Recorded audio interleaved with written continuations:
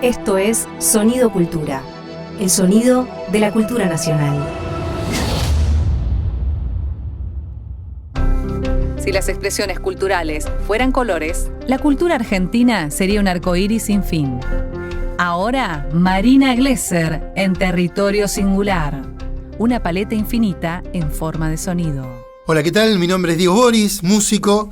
No sé qué hago acá, pero bueno, vi luz, entré, pero bueno, la verdad que estoy muy orgulloso de poder conducir esta emisión de Territorio Singular, que generalmente está Marina Glesser, pero en este caso me invitaron a mí, músico, en algún momento presidente del Instituto Nacional de la Música, pero sobre todo ganas de hacer cosas, y este programa realmente despierta muchas ganas de hacer cosas.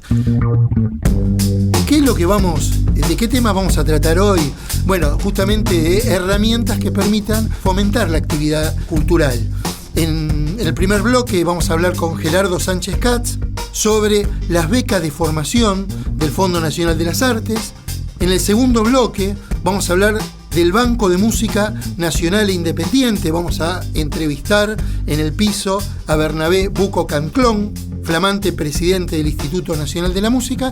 Y en el tercer bloque vamos a hablar con Sofía Odazo de la Biblioteca Popular de Trevelin. Tan importante esto de poder profundizar en lo federal el rol de las bibliotecas populares. Así que ya arrancamos con este programa de Territorio Singular. Estás escuchando una producción del Ministerio de Cultura de la Nación. Bueno, y arrancamos con este programa de Territorio Singular, justamente tratando de transmitir las herramientas que se tienen de fomento para nuestra cultura. Ahora vamos en este primer bloque con el Fondo Nacional de las Artes, ¿no?, que está convocando justamente a las becas de formación 2022. Realmente el Fondo Nacional de las Artes históricamente viene desarrollando una tarea importante, pero sobre todo en los últimos 15 años, se puede decir, ha desarrollado un trabajo mucho más federal, mucho más territorial. Y para hablar de esto, justamente tenemos a querido compañero de gestión, Gerardo Sánchez, que nos va a contar un poco qué es esto del Fondo Nacional de las Artes, si bien se conoce, pero específicamente hablar de las becas de formación 2022. ¿Cómo anda, Gerardo? Hola, Diego, ¿cómo estás? Un gusto escucharte y muchísimas gracias por la difusión de nuestras líneas. No, gracias a vos por participar. La idea justamente de este programa es poder transmitir algunas de las herramientas de fomento con la cual cuenta la actividad artística, ¿no? Y en este caso, las becas de formación del Fondo Nacional de las Artes son muy importantes. ¿Cómo se desarrolla este programa de fomento? Bueno, viste que el fondo, para los que no sepan, tienen una serie de líneas, cada una apunta a un eslabón del proceso creativo. Hace poquito cerramos las becas creación para los artistas que están en algún proceso de creación de obras, ya sea desde su concepción hasta su finalización. Estuvimos con los concursos ya con obras terminadas, de artesanía, de artes visuales, y ahora con esta beca cubrimos una parte muy importante para el artista, que es la formación, la transmisión de saberes.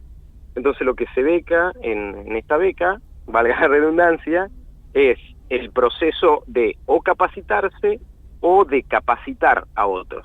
Con lo cual la beca formación tiene dos líneas, una que atiende a la necesidad de adquirir conocimiento, que es la línea de capacitación, y la otra línea que es para la transmisión de conocimiento, que es la línea de formadores.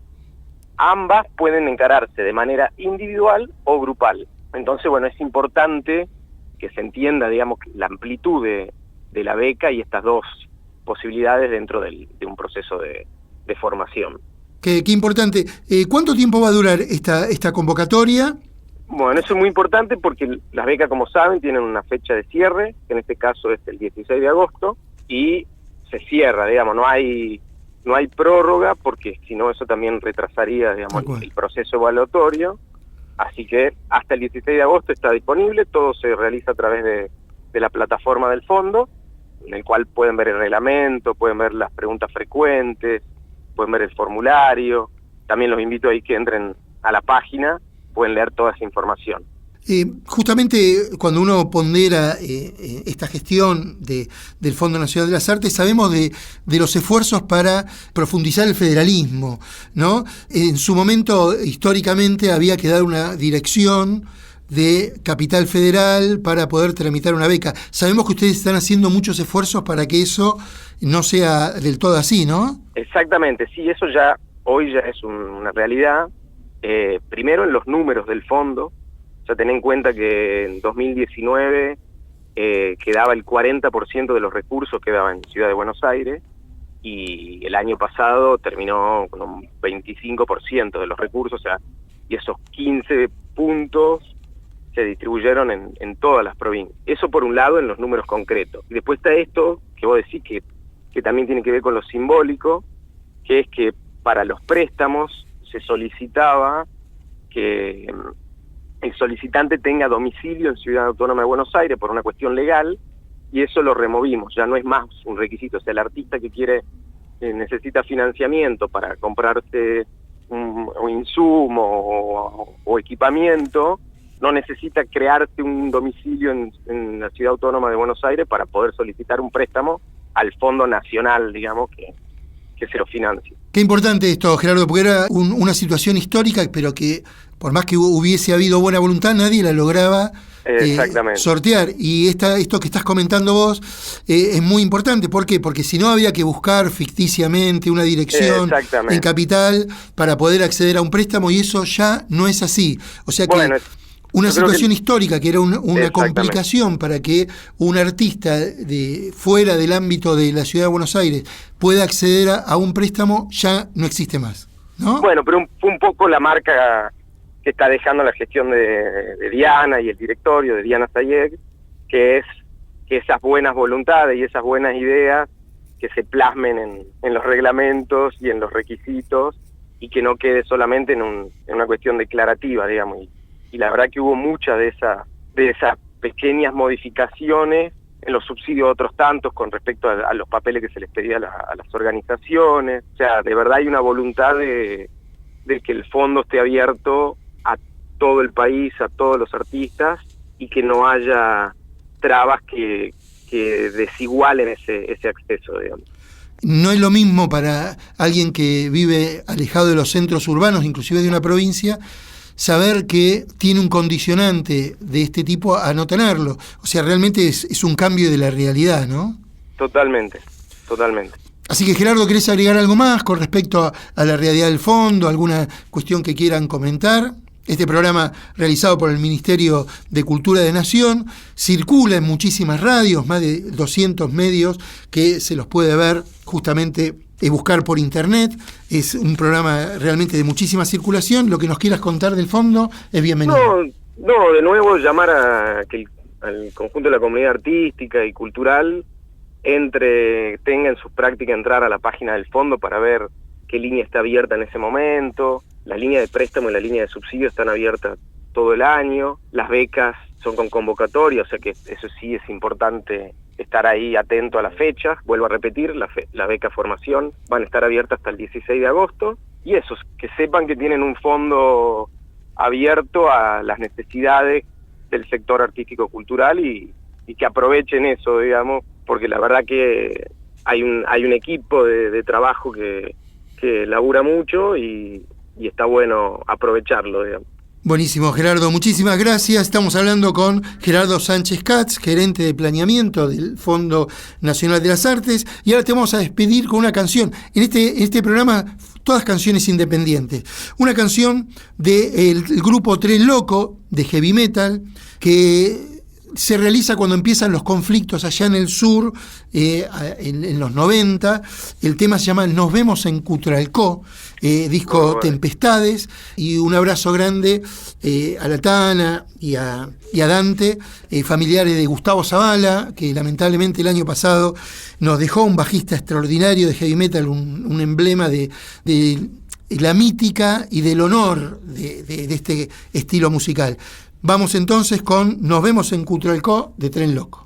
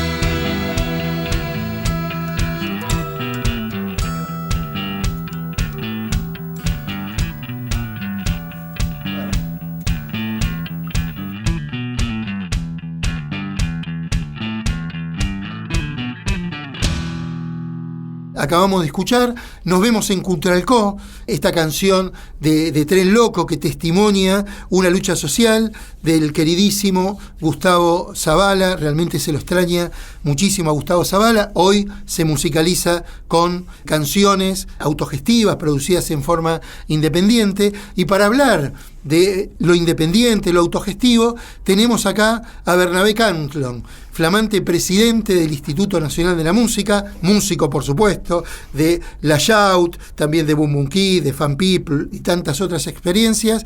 Así que nos va a contar un poco qué es esto del Banco de Música Nacional e Independiente. ¿Cómo anda, señor Cantlon? ¿Cómo anda, don Diego Boris? ¿Cómo estás? Un gusto acá saludarte. Es raro tener que contarte a vos sobre el Banco Nacional de Música Independiente porque es algo que venimos trabajando y luchando hace un montón de tiempo, pero también está bueno que contarle a la gente, a los músicos, a los medios, a los musicalizadores, a los periodistas que tienen acceso a esta música y que pueden empezar a cumplir con el artículo 65 de la ley 26.522. Contanos un poco qué dice ese artículo de la ley y por qué se arma el banco. ¿Por qué es tan importante esta noticia de que hay un reservorio de música nacional e independiente a disposición de los medios, ¿no? Exacto. En principio hay que explicar por ahí un poquito la ley. ¿Por qué? Porque la ley dice que, el artículo 65 de la ley de medios dice que el 30% de la música que se tiene que pasar en los medios es música, debe ser música nacional. Y la mitad de eso, música independiente. Era muy fácil reconocer cuándo es música nacional. ¿Por qué? Porque la ley lo define que un artista que sea autor o intérprete de sus canciones teniendo nacionalidad argentina es música nacional. Es decir, yo tocando la guitarra un tema de los Beatles o un tema mío o un tema que compuse yo o otra persona con un tema que compuse yo, es música nacional. Es fácil identificar, los medios, las radios, cualquiera con un disco puede tener esa información. Ahora, ¿qué dice la ley sobre música independiente? Música independiente es cuando un autor, un compositor o intérprete es dueño de la comercialización de sus fonogramas. Ahí tenemos un lío, porque a una radio le es complicado identificar cuándo es un artista es dueño de la comercialización de sus fonogramas, porque tenés que saber si ese artista tiene un contrato, si es el dueño de la comercialización, qué es un fonograma, quién es el dueño de ese fonograma. Entonces, en esa discusión, cuando hicimos la primera implementación del Banco Nacional de Música Independiente, que lo habíamos gestionado desde las organizaciones de músicos y músicas organizadas, la Unión de Músicos Independientes, la Federación Argentina de Músicos Independientes, las radios nos decían eso, ¿no? Decían, nosotros no podemos identificar qué discos son de música independiente.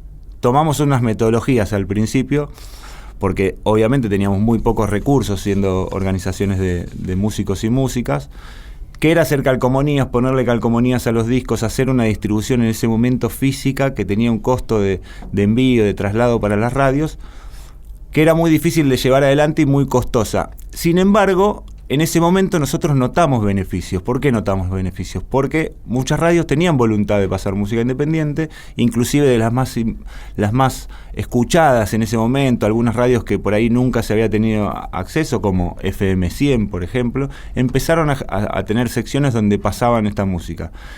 Y la primera consecuencia era que, al ser difundidos los artistas, empezaban a generar atención del público, ¿no? Y después del público, de los productores que los llevaban a tocar a otros lugares. Y también algo fundamental, que es que si a vos te pasan en la radio, las organizaciones de gestión colectiva que recaudan los derechos, como ADI o CAPIF, pagan según la música que se escucha en la radio. Una de las variables es pagan según la música que se pasa en las radios.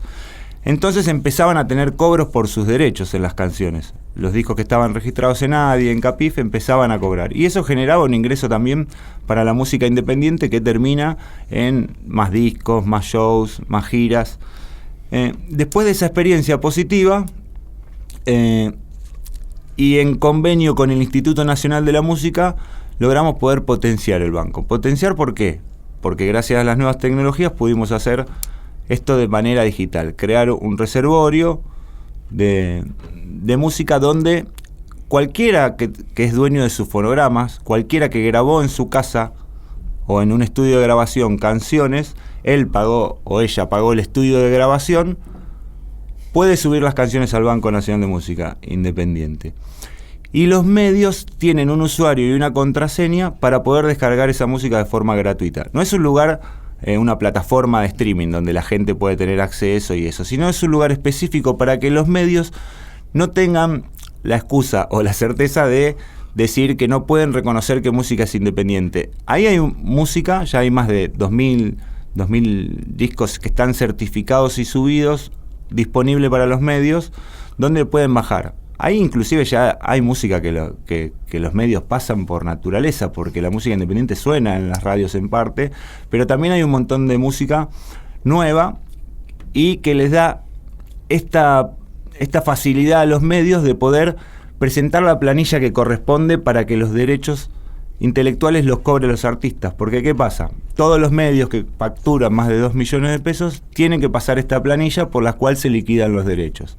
Entonces, antes pasaban la planilla que querían, o la que completaban y punto, porque tenían esa excusa de no saber cuándo música es independiente, cumplir o no con el porcentaje, y el ente que lo fiscalizaba, que lo fiscaliza, que es el ENACOM, también tenía esa complejidad de no saber cuál es música independiente, si están cumpliendo o no están cumpliendo.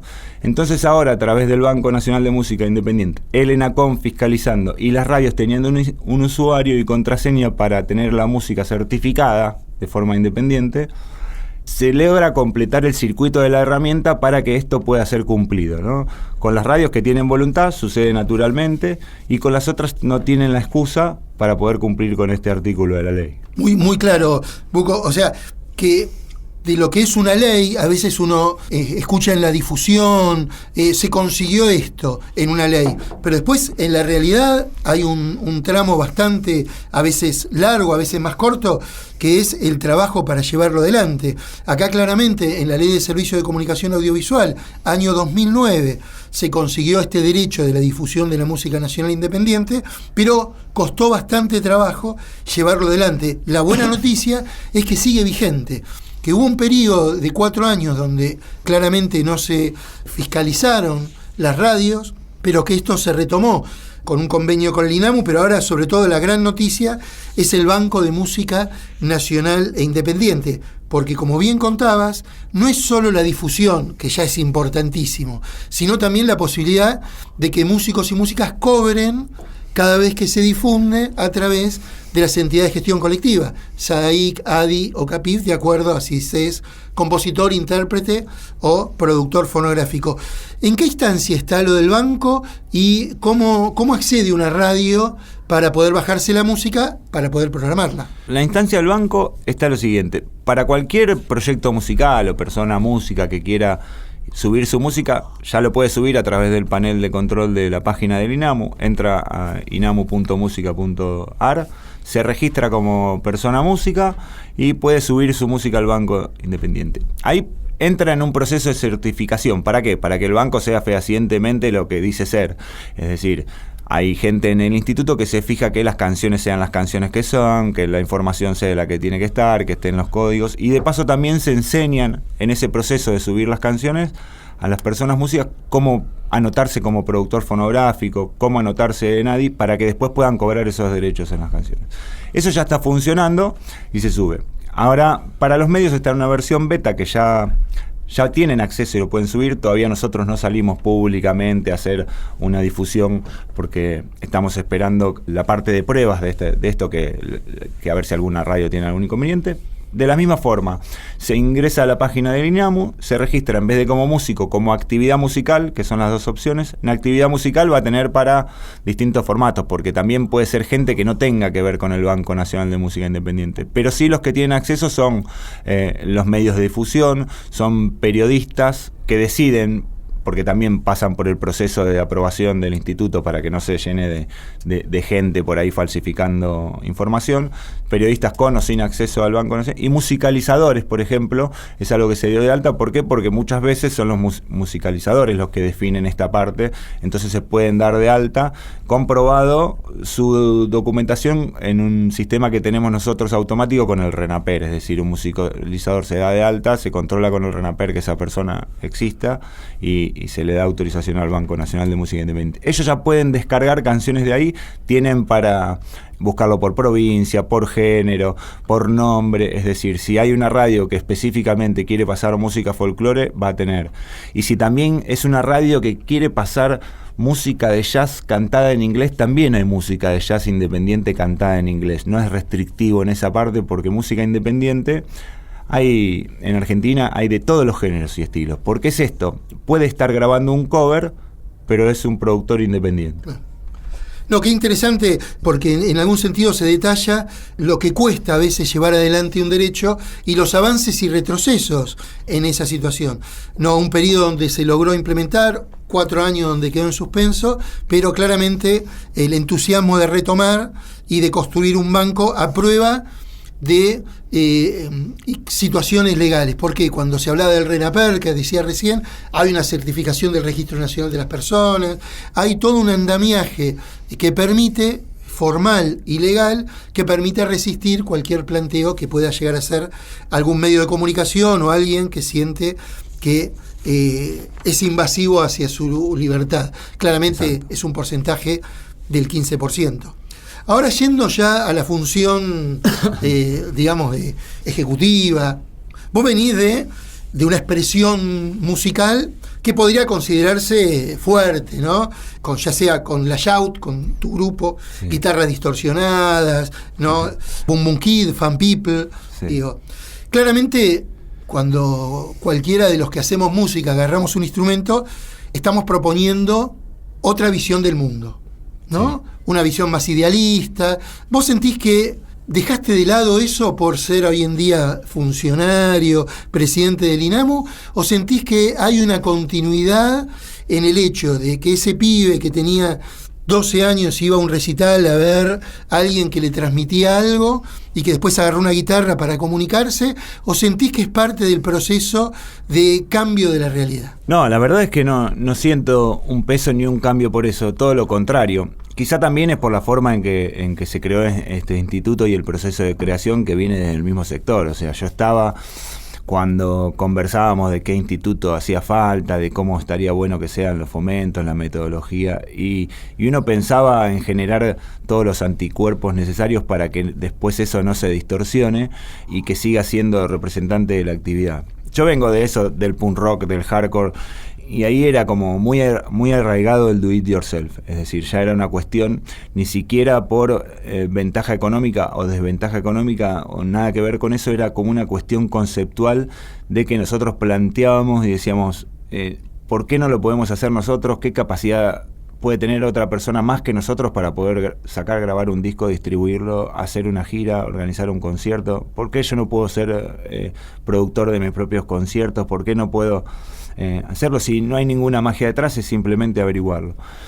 Y durante mucho tiempo yo siento que nuestra carrera, si bien estuvo muy bien, ponerle como Boom Kid, con Fan People, nos iba muy bien esto, no hubiera sido la misma si nosotros conoceríamos todo lo que conocemos hoy, tenemos todas las herramientas que hoy se brindan a través del INAMU, pero por sobre todo este conocimiento. Es decir, si nosotros hubiéramos entendido cómo era Sadaí, cómo era Capif, cómo era Adi, sin duda nuestras carreras hubieran sido mejores, porque hubiéramos trabajado por ahí de forma diferente, buscando, en vez de resistir ante algunas situaciones contra el derecho intelectual o algo así, que después de un tiempo nosotros entendemos que eso es a favor de nuestra línea de pensamiento, no es en contra, o sea, no es un enemigo. Quizás uno después puede protestar alguna gestión más que otra, ver que le gustaría más que sea de otra forma, etcétera, etcétera, pero en lo conceptual, cuando uno lo entiende, sin duda, no tengo dudas de que nuestras carreras hubieran sido mejores en estos más de 25 años que llevamos haciendo cosas. Y desde este lugar, lo que me toca a mí es eso, es hacer llegar, nada más ni nada menos que eso, es hacer llegar a los Boom Boom Kid de hace 25 años en explicarles esas cosas, para que sus carreras sean mejores. Y hacerles saltear esos 10, 12 años que nosotros perdimos, tan importantes en una carrera, en un proyecto musical, esos 10 años donde está toda la energía puesta para desarrollarse, hacer saltear toda esa esa pérdida de tiempo en la búsqueda de la información. Está bien que en esa época también era como todos más canutos, voy a decir, y canutas en la información. Nadie te daba nada, y alguien aprendía, no te lo contaba. Hoy en día no es tan así, la información está más accesible, pero también te la tienen que buscar y explicar que juega a favor tuyo, que no es en contra, que hay cosas que no hay que romper, que tienen más que ver con todos esos ideales que uno trata de promulgar, mucho más que ver que en contra. Entonces, en ese sentido, para mí es nada que ver, es decir, yo lo veo y digo, ojalá hubiera tenido un INAMU antes, hubiera tenido una charla de derechos intelectuales, hubiera tenido un banco donde subir la música, porque el capital que nosotros poníamos para distribuir discos, para ver si la radio lo pasaban, era un montón en nuestro presupuesto. Era un montón. Y vos decís, ahora lo podés subir ahí y hacer un laburo con las radios, decir, bajate mi música de ahí, que está ahí, bajás, sabés que está en calidad, sabés que está garantizada, hay una gacetilla de prensa que vos tenés un contacto. Las radios para contactarse antes era imposible tener ahí. Ahora la radio que te escucha en el banco va a tener la posibilidad de, ahí están tus datos, como eso no es público, están tus datos para que se contacten por si te quieren hacer una nota, quieren ponerse en contacto con vos. O sea, también ayuda a la difusión y a la comunicación de prensa y a que cuando haya un interés por tus canciones también sepan dónde encontrarte de forma directa. Entonces me volví al banco, ¿viste? Pero contándote lo de mi lugar como en la presidencia del INAMU, la verdad es que yo la siento muy cómodo. Y me doy cuenta que es así porque cuando me encuentro con mis pares o con algunos del mismo circuito de la música por ahí más crítica, que es el punk rock y el hardcore, qué sé yo, lo toman de manera positiva, lo ven, empiezan por ahí a abrir esa mirada frente a un instituto, que si bien es un ente público no estatal, a veces, viste, que no está claro, que se creen que sos el gobierno, que sos, viste, te meten ahí y medio se alejan. Cuando lo empiezan a entender y ver, se dan cuenta que tienen un montón de beneficios y no soy tan criticado por eso aún, por lo menos. ¿Cómo lo asociativo, los sectores pueden ser parte de las políticas públicas, ¿no? Y sin por eso perder inspiración o prestigio, etcétera? Una última como para cerrar, digo, ¿qué sentiste cuando Boric, el presidente de Chile, que acá en el CCK venía caminando, se detuvo, te abrazó y se confesó fanático de la banda que vos tocabas? Sí, la verdad es que eso yo sabía que a él le faltaba un vinilo, que era el primer vinilo de Fan People, era casi como medio, es muy difícil de conseguir.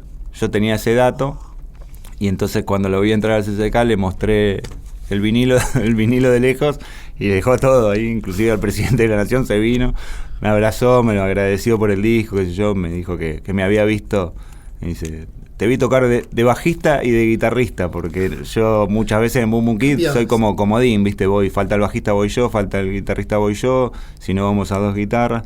Y entonces me dice, como sorprendido, ¿viste? Y que venía a los conciertos. La verdad que me da ilusión que una persona que haya escuchado los mismos discos que yo hoy esté en un cargo así, porque digo, si él logra aplicar algo de todo eso, sin duda va a ser una mejoría para la gente. Grande, gracias señor Bucco, la verdad que un orgullo tenerte acá en este programa, Territorio Singular, y en esto de que el arte imagina mundos posibles y esos mundos posibles se pueden realizar. Entonces el poder de la imaginación no era solo una frase dicha en el 69 en Francia, sino que se puede llevar a la realidad. Ahora vamos a escuchar una canción que tiene que ver con un grupo de Rosario, un grupo independiente, que hemos estado visitando Rosario en encuentros, el regreso de Coel Canto. Si pueden ver el video en algún momento, cómo desde lo simple se hace un hecho artístico, lo van a ver. Muy simple el video, muy, muy lindo, una canción, Te conozco de algún lado, el regreso de Coel Canto, Rosario.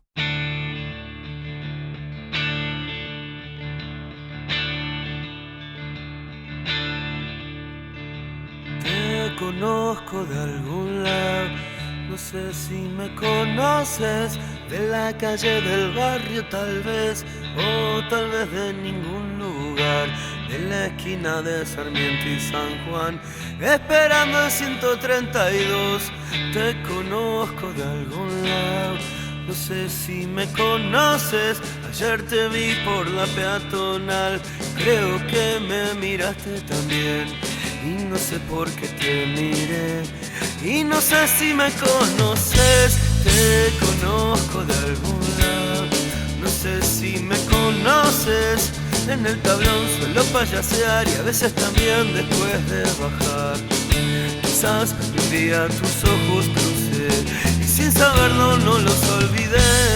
Te conozco de algún lado, te conozco de algún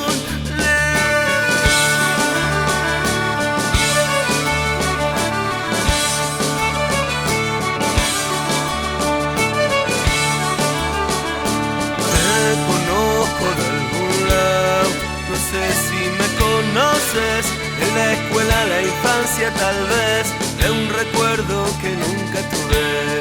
O quizás no seamos, capaz que me equivoqué. Te conozco de algún lado, no sé si me conoces y ahora no puedo dejar de mirarte. Tampoco me animo a hablarte mientras no entiendo a tus ojos que me hacen creer que me conoces.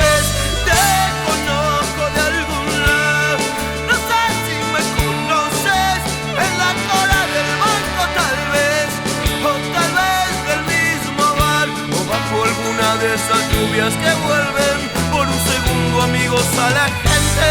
Te conozco de algún lado, te conozco de algún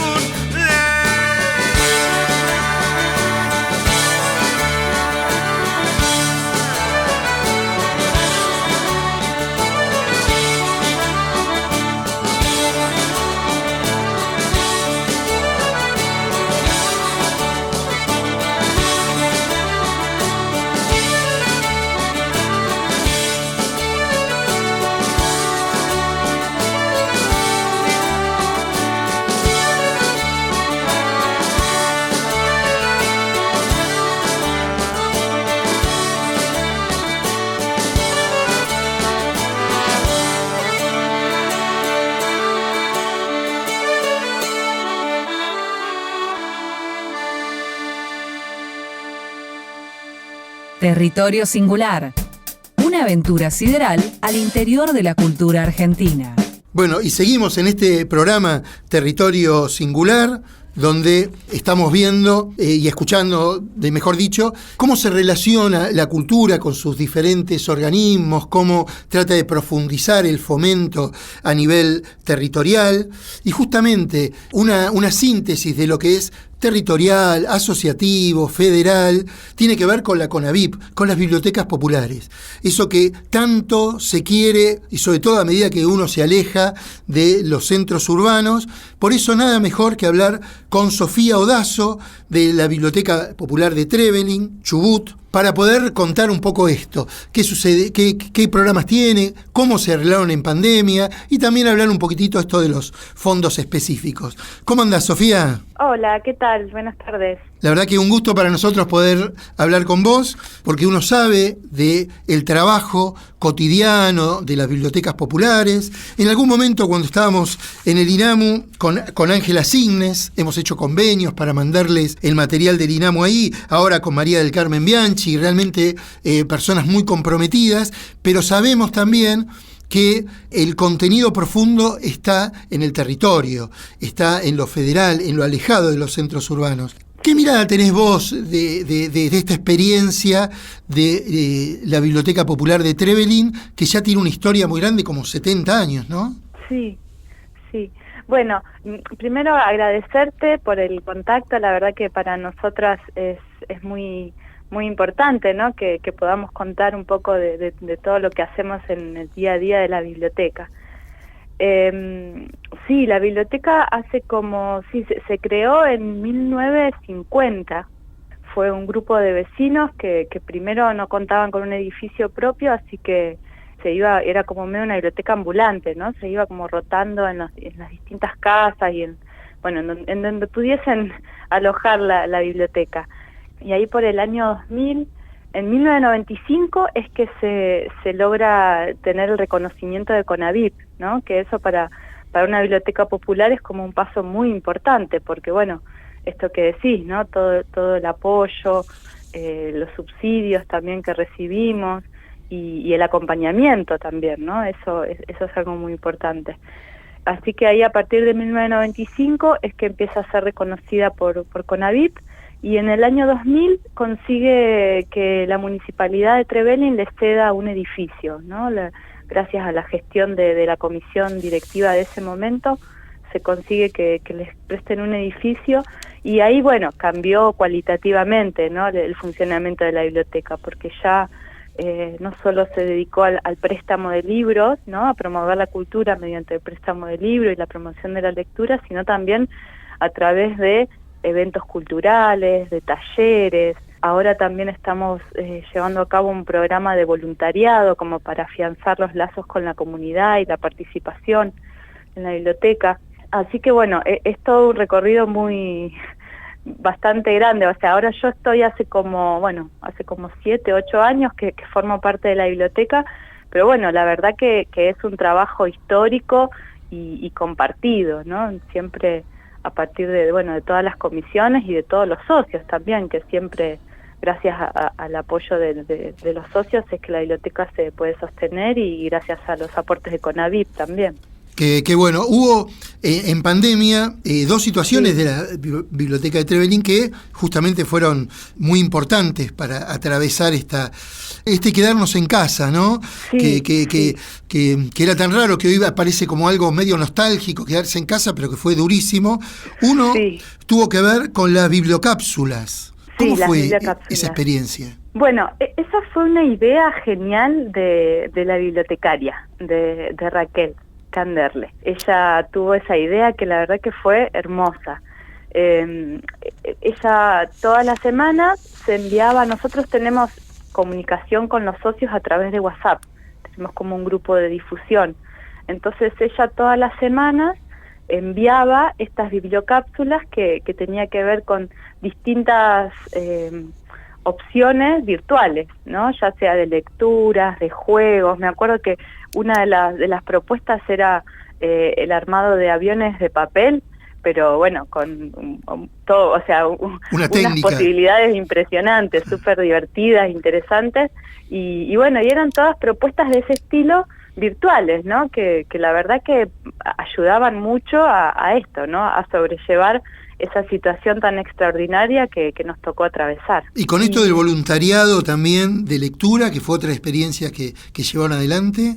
Bueno, eso fue después de la pandemia, medio durante y después. Pero también en pandemia hubo otra idea de Raquel que fue muy hermosa también, ya cuando acá se podía, digamos, no era tan estricta, ¿no?, la cuarentena, digamos, el encierro. Lo que se hicieron fueron bolsitas sorpresas de lecturas, ¿no? Se les hizo la propuesta a los socios a través del WhatsApp de esto, ¿no? De que pudiesen, los que quisieran, decir a ver qué cosas tenían ganas de leer, y nosotras, de acuerdo a esos intereses que manifestaban y la ficha, ¿no?, de cada socio, se armaron bolsas con distintos materiales, con distintos libros que ellos pasaban a buscar en un día particular, ¿no? O sea, se evitaba toda esta cuestión de entrar a la biblioteca y elegir, y solamente pasaban a buscar el libro, la bolsita con los libros. Y esa fue una experiencia también muy buena, estuvo buenísimo. Qué bueno, Sofía, esto de contar. Me imagino de Raquel, creo que nos llevaríamos muy bien, en el sentido de aviones de papel, bolsita de lectura. Nosotros con el INAMU sacamos el álbum de figurita de la música argentina. Qué bueno que para algunas cosas no crezcamos del todo, ¿no? Y sí, es como muy importante, ¿no?, para seguir encontrándole sentido a las cosas. Así que ahora sabemos que están haciendo una convocatoria para recopilar las historias y memorias de quienes en estos 71 años han sido parte de la Biblioteca Popular, ¿no? ¿Están en esa tarea ahora? Claro, sí, exactamente. Eso es uno de los proyectos que tenemos, que estamos tratando de llevar a cabo. Recuperar un poco de esta historia que te digo que fue... Que es como diversa, ¿no? Porque no es solamente una comisión directiva, sino que fueron un montón de personas que han pasado por las comisiones, y bueno, y gente usuaria también, ¿no? Usuarios de la biblioteca que también seguramente tienen mucho que aportar y poder hacer como algo concreto de esa historia, ¿no? Poder ponerla así como en valor. Tal cual, nada empieza cuando uno llega ni termina cuando uno se va. Y en experiencia este tipo es muy claro. En este tipo de experiencias sí, se nota un montón. Una pregunta, Sofía, a la distancia. ¿Cómo vivieron ustedes esto de la ley del año 2017, donde las asignaciones específicas, la mayoría tenían que ver con la ley de servicios audiovisuales, pero también pusieron el financiamiento de las bibliotecas populares, la ley 27.432, que justamente caducaba en diciembre de este año? ¿Cómo lo vivieron a la distancia? Bueno, con mucho miedo, ¿no? Fue un susto muy grande. Se hizo como una gran movida a nivel de nosotros tenemos a nivel provincial una federación de bibliotecas populares que también nos acompañan muchísimo en todo lo que es, bueno, todo el día a día, ¿no? De la biblioteca y las cosas que van surgiendo y también para poder aprender, ¿no? Porque uno tiene que ir aprendiendo un montón de cosas. Entonces, bueno, a partir de ese grupo se empezó a hacer una gran movida y bueno, y como en estado de alerta, ¿no? Porque realmente significaba una gran pérdida para nosotros y un gran riesgo de poder seguir teniendo nuestras puertas abiertas. Con lo importante que es, ¿no? Porque realmente, por lo menos aquí en Trevelin, somos la única biblioteca que funciona, además de las bibliotecas escolares. Y gracias a, bueno, a todo esto que te digo, de conseguir el edificio propio, del sostenimiento que tenemos gracias a los socios y socias, y bueno, y los subsidios que nos manda Conavip, es que podemos sostener las puertas abiertas y la verdad que es impresionante lo que sucede dentro de la biblioteca. Es realmente muy emocionante ver cómo las infancias, los jóvenes, bueno, también los adultos, ¿no? Los momentos de encuentro. Es muy hermoso y la verdad que dio como mucho miedo.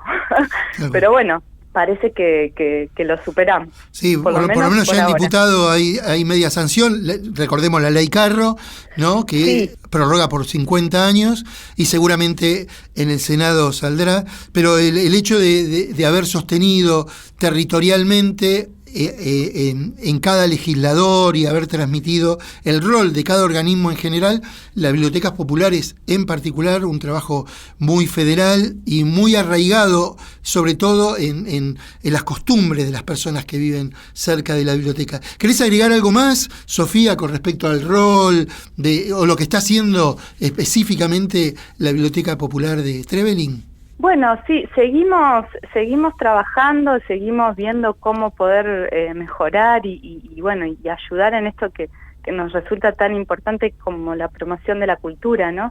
Nosotras estamos convencidas de que el desarrollo de las personas y de las comunidades están en íntima relación con las prácticas en las que pueden participar.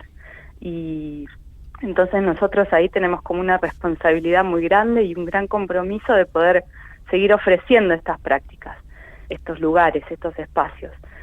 Así que bueno, seguimos con un programa de voluntariado.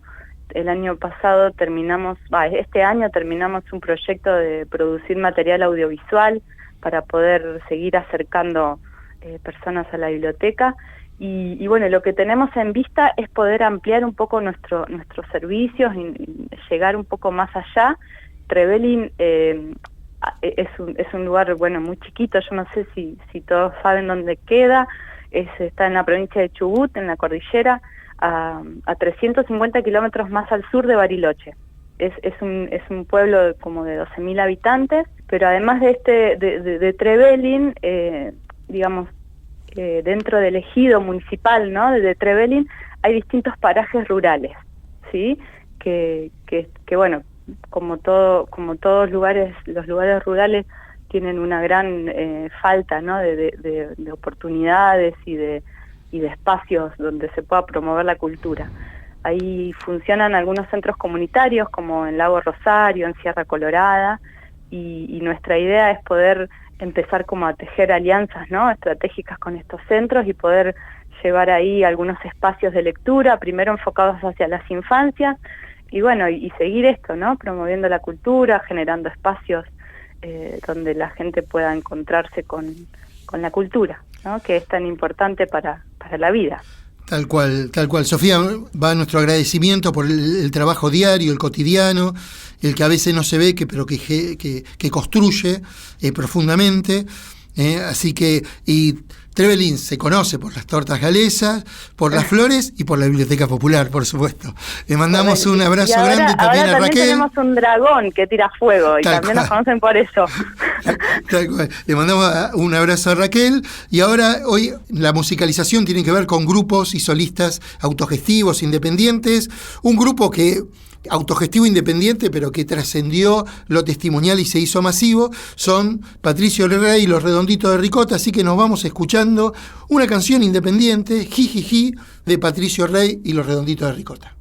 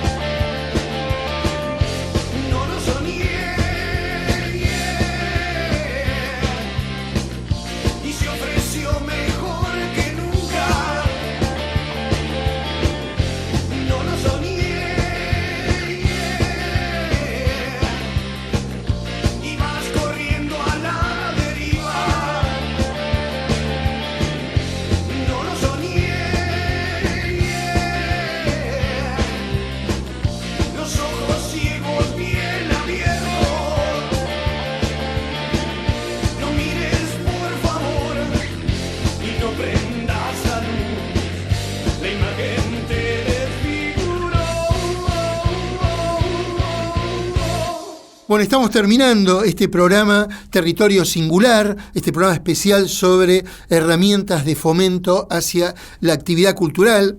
Tremendo jijiji, daba las ganas de ponerse acá a hacer pogo en la radio.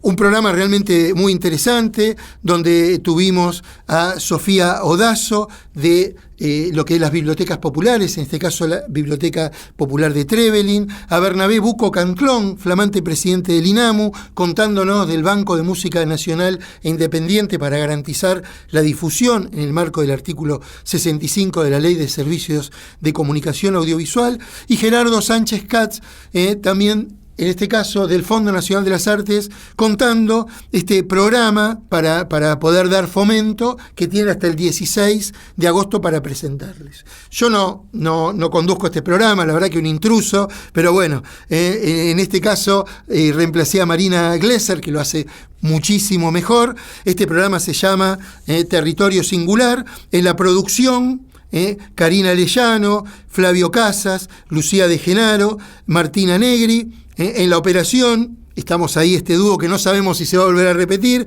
David Eskenazi, y en la postproducción, Cristian del Giudice. Escuchen estos programas que tienen que ver con herramientas, para acercar herramientas al fomento de la actividad cultural. Entérense de todo lo que sucede escuchando Territorio Singular, donde en la plataforma del Ministerio de Cultura, pero búsquenlo, que hay 200 emisoras por internet, donde también los puedes escuchar. Les mando un abrazo grande. Diego Boris, músico, durante un tiempo presidente del Instituto Nacional de la Música, muy contento de haber participado de este programa. Fue una producción del Ministerio de Cultura.